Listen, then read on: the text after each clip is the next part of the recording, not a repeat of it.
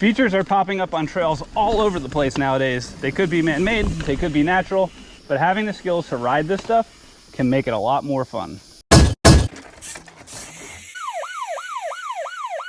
Hey, what's up everybody? Welcome back to the channel. If you're a first-time viewer, my name's Jeff Lanofsky. Today, I'm down in Florida with my good friend Lance Trappe and about 10,000 cicada. Gang's all here. So I've been riding professionally for over 25 years. Lance? I've been about the same. So between the two of us, that's close to 50 years of professional riding experience that we'd like to share with you. I just wrapped up a how-to video series on my channel. Now I'm down in Florida with Lance, and we want to put together a new series to address some common trail challenges. Today we're going to talk about riding skinnies and give you some tips on what you can do to improve your chances for success when you encounter these on a trail. All right, why don't we session this a little bit first, have some fun.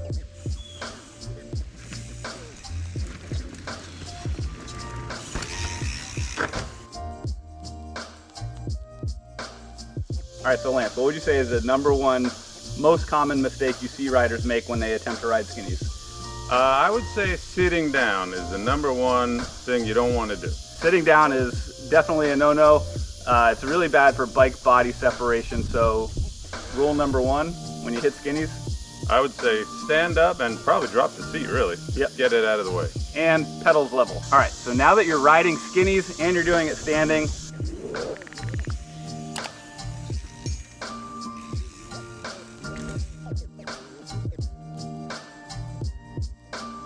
the second thing you could do to really improve your balance is try to get your center of gravity as low as possible. So instead of riding that stuff standing super tall, just lowering your hips an inch or two is going to make a significant improvement on your balance.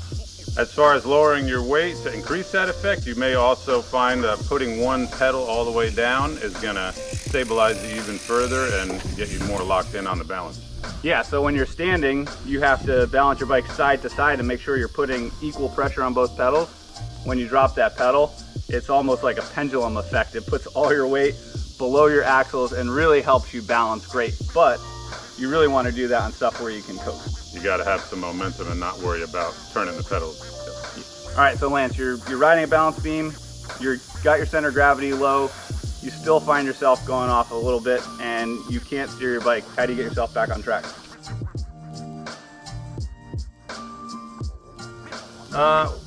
First thing you want to do is be real smooth with the brakes, and a lot of times the front brake is going to realign your balance, and a little modulation with that can get you recentered and allow you to bring the bike back under you. All right, so once you start experimenting with skinnies and you're on there and you feel pretty comfortable, a couple more things you could do to increase your distance or success rate is looking a little bit further ahead. If you look straight down at your tire, it's a little bit harder to balance than if you look a little bit more towards the horizon, couple feet in front of you.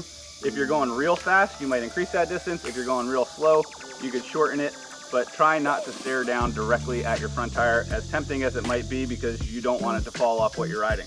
Yeah, it's kind of like a version of target fixation. You want to keep yourself focused on where you want to go. And then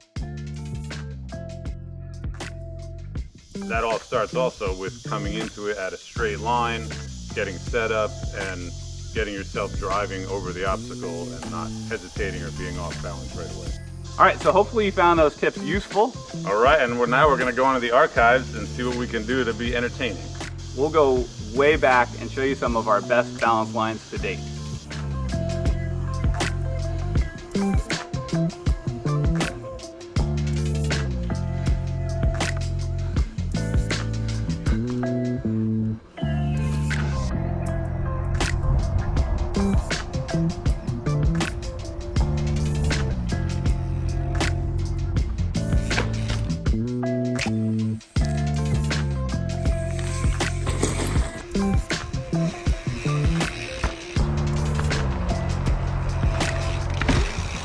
All right, thanks for checking out the video. Make sure you subscribe so that you don't miss any future videos. Until next time, get out there and be a boss.